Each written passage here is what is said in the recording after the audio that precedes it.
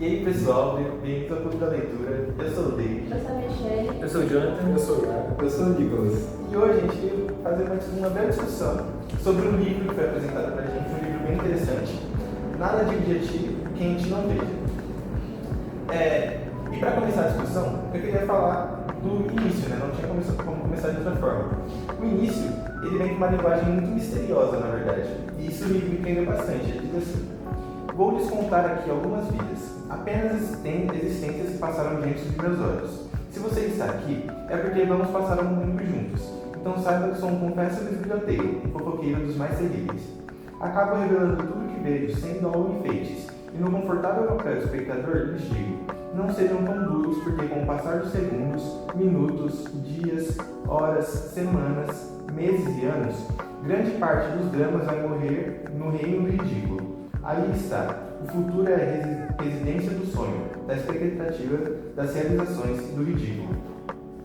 Então, essa introdução, ela é apresentada pra gente, de verdade, muito misteriosa. Então, você fica se perguntando, quem é a pessoa que está narrando, né? Qual a importância dele na história, que com o passar do livro você vê que é gigantesca.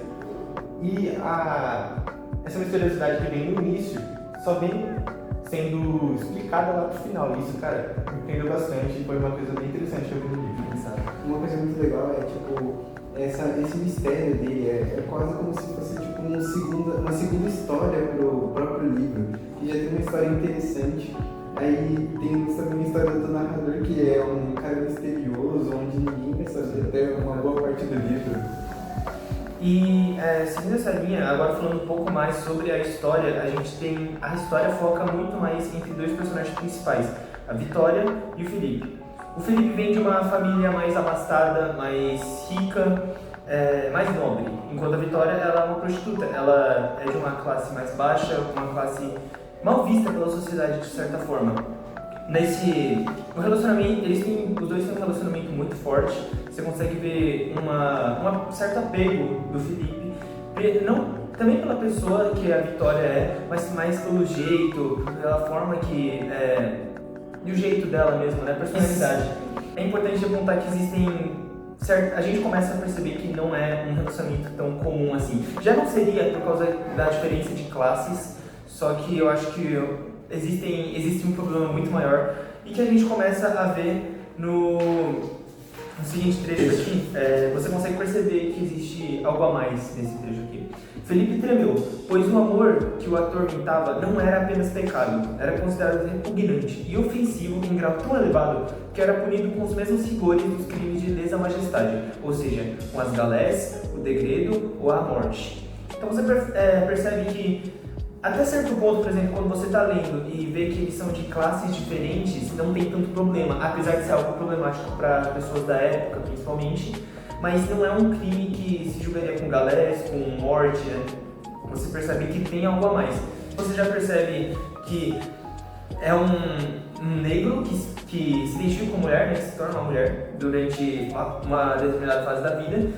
E aqui você já percebe uma diferença muito grande da atualidade com o tempo que se passa o livro. É um crime, né? É um pecado ter mudado o seu gênero porque não se identificava com o mesmo. O que não acontece atualmente, porque a gente sempre vê coisa de inclusão e tudo mais. Então acho que isso é um ponto muito importante a se observar na história. A diferença que tem essas épocas, né? E o que essa história realmente simboliza e mostra pra gente. E partindo de outro ponto, como temos a história principal, que é Felipe e a Vitória, temos um casal secundário que também ajuda no desenvolvimento do enredo principal, que seria o caso do lado da Cianinha e os escravos dela que tem na casa dela. Cianinha vai ser a noiva prometida de Felipe, desde crianças, e como desde crianças são juntos, os pais dela deram para ela 2 escravos para serem brinquedos para ela, para entreter ela quando era criança. Foram crescendo. Conforme foram crescendo, os escravos tinham que assumir funções específicas na casa, e elas podiam fazer companhia para a Cianinha. Então, Cianinha foi ficando meio que não podia mais conviver com esses escravos brincando. Mas como os escravos são a Kitara e o Zé Lulu, os dois começaram a desenvolver certo afeto entre eles, uma relação, começaram a se relacionar de forma amorosa. Entre eles, isso. E esse meio que já percebeu, desconfiado que eles trocavam olhares, trocavam afetos. Nesse trecho aqui. Isso. Ela passou a observar cada movimento, percebia os olhares demorados dele para ela e vice-versa. Percebia quando ele inventava tarefas que o deixavam mais próximos dela. Notava quando ela só solicitava a ele para ajudá-la nos serviços mais pesados. À noite, Cianinha ficava grande parte do claro, imaginando que estariam juntos no chão, no cômodo dos cativos, que ficava no porão dos níveis abaixo do seu. E chega um ponto que a Aninha, de verdade, vê com os olhos dela que eles estão, juntos. E entra nela um sentimento de inveja e, porque ela não está no meio. Ela queria estar no meio da relação dele, porque ela se sentiu excluída por estar dentro dessa relação. Que, teve, nossa, que horror. Ele é comprometida com o Felipe, mas queria estar numa relação entre eles também. Então, ela sente que eles são livres só porque eles são felizes sem ela. E isso já é uma questão da soberania do dono com seu escravo. Onde que o dono está bem acima e o escravo tem que estar lá embaixo obedecendo ele. Então, esse é um ponto importante que eu prestei atenção. Uma coisa que eu gostaria de citar, essa parte do passado também, é que a gente pode ver aqui, dando um contexto, a mãe de Felipe trai o pai do Felipe com um padre. E nessa o pai de Felipe descobre e começa a espancar ela. A gente pode ver aqui, tem um trecho que fala sobre uma lei da época. E não somente poderá um marido matar sua mulher pelo adúltero, que achar com ela em adultério, mas ainda os pode licitamente matar, sendo que lhe cometerão adultério, entendendo assim provar, provando depois, o adultério per prova lícita e bastante conforme o direito, será livre sem pena alguma, salvo nos casos sobreditos, onde serão punidos segundo acima dito. Então a gente pode ver como a própria lei de antigamente falava que quem traiu pode ser morto. Ou seja, favorecer os homens, né? Que as mulheres eram Há uma diferença de realidade e de sociedade, né? Muito grande. A gente evoluiu em bastante aspectos, né? Se parar para analisar. Não foi só na questão de racismo, só na questão de...